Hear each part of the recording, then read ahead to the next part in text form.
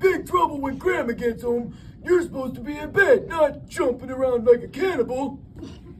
When is Grandma getting home? I don't know. She's down at the VFW playing bingo with them red hat women.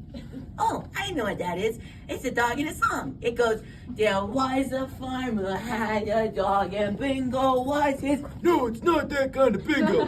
It's kind of bingo where Grandma loses her Social Security check. Oh, maybe they have a lost and found, like at church.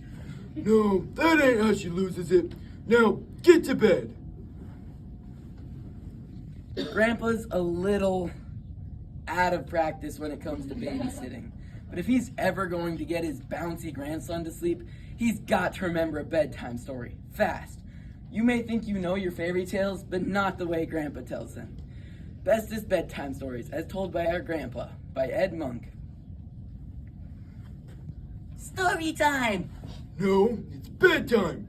Well, Mommy and Daddy tell me a story every night. Well, your mommy and daddy ain't here. I am. They can tell you stories when they get back from Montana. But I can't sleep when I'm not a story. Oh, come on, stop it. Fine, I'll tell you a story. Yay! All right, so what story do you want to hear?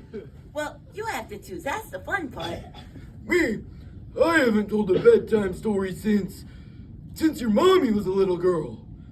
Oh, let's see now. Her favorite story always was, Hans and Gretel. How's a poodle? No, Hans and Gretel. Haven't you ever heard of it? Nope, what's it about? Well, there are these two kids named Hans. You didn't say once upon a time. Fine. Once upon a time, there were these two kids named Hans and Gretel who lived in a cottage in the forest with their parents. Hello, Gretel, my sister. Hello, Hans, my brother. What a beautiful day it is in the forest. The two children lived with their parents. They worked for some kind of software company. What software? I don't know, some kind of communist thing. Just listen to the story. We have a business trip, so we'll be gone for 3 weeks. Wait a minute. I just remembered. His name wasn't Hans. It was Hansel. You just made that name up. No, I'm pretty sure that's right. So their father started taking his things out to the car. Here's the ATM card, Hans. My name is Hansel, Father. No, I don't think so. That doesn't sound like a real name to me. Yes, it is. Mother said you enjoyed the name from an HBO program. Oh, well. Hansel and Gretel. Here's the ATM card. See you in 3 weeks. But wait, Father, you did not give us the pin to the ATM card. What are we to do now, dearest sister Gretel? We have no way of getting food. We shall go deep into the dark woods and get some, Hans. Hansel, Yes, Hansel. Our forest friends will surely help us. but how shall we find our way back to our little home in the forest? We shall leave a trail of breadcrumbs. But Grandpa, you said that they didn't have no food. What? You said that Hansel said that they didn't have no food. So how come they have breadcrumbs? Oh, I don't know. They just did is all. Well, Mommy says that's not a good answer. Mommy says you should always explain your reasons. Well, your mommy sure didn't explain her reasons when she drove my new Buick into the swimming pool at 2 in the morning with that kid Tony when she was in high school. She did what? Never mind. So, they didn't have any breadcrumbs, so they cut up the ATM card to leave a trail. We shall cut up the ATM card and therefore leave a trail we shall be able to follow. But unfortunately for Hansel and Gretel, the birds came along and ate all the ATM pieces. But why would the birdies eat plastic ATM pieces? Because they did! Oh no, dearest sister Gretel. Our forest friends have eaten our trail of plastic pieces. And now we are hopelessly lost in this strange part of the forest where we have never ventured unto before. I fear we are doomed, dearest brother. Just then, the two children saw a mysterious cottage in the distance.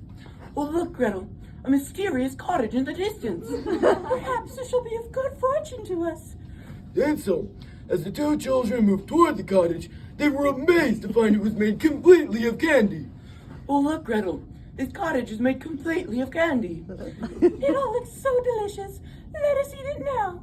No, Grandpa. Mommy says candy's bad for you. She says it makes your teeth fall out and gives you diabetes real bad. And what does your father have to say about all this? Well, she said that Mommy was being silly, but then she looked at him in that way. Then he agreed with her pretty quick. Well, in this story, the cottage is made of candy, and that's all there is to it. But I don't want Hansel and Gretel to get diabetes. They should have a cottage made of healthy food. Oh, for the love of... Fine, what do you want the cottage to be made of? Broccoli! What? It's my favorite vegetable. Whatever. So, the two children come to a magic cottage made of... broccoli. Oh, look, Gretel. This cottage is made completely of broccoli.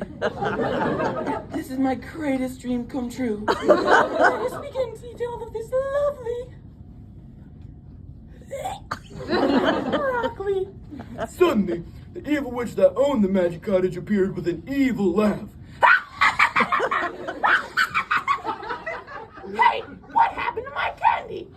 Well, you two naughty children have eaten all of my yummy broccoli. Now, you shall pay the price.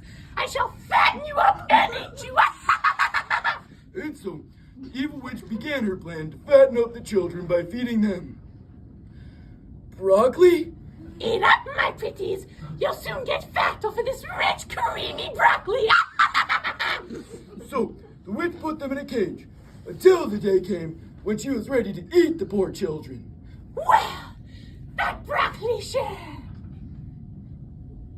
put the weight on you. You're all nice and fat now. Which one of you shall I eat first? Please do not deceive a witch. That would be horribly unpleasant. It would also be very rude, and you should not do it. Too bad, my pets. I must have my dinner. Now I'll just go light my oven and get ready to eat you. And so, while the witch's back was turned to Hansel and Gretel, they rushed forward and pushed the nasty witch into the oven. But how would they do that if they were still in the cage? Oh, I don't remember that part of the story. They must have slipped through the bars of the cage or something. But how would they do that? Oh, well, I'm not gonna remember this. You better just go to bed. But Grandpa, you have to finish the story. Okay. They lost a whole bunch of weight, eating nothing but broccoli for all that time. So they slid through the bars of the cage, and they pushed the nasty witch into the oven. You shall pay the price of your wickedness. You should have never been evil, but always tried to do good and be pleasant. We are free, Gretel. We are free. Hooray! And so they lived happily ever after. The end.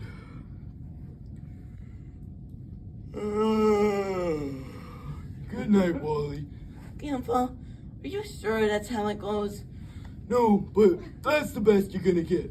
Now, I gotta see a man about a horse. Grandpa, Cameron says it's what you say when you have to go potty. Well, I have to go potty too. All right, come on. Grandpa, when we come back, can I have another story, please? No, I'm all storied out. Well, can I have a piece of cake then? Oh, would your parents let you have cake before bedtime? No. All right, we'll have some cake. But don't tell Grandma!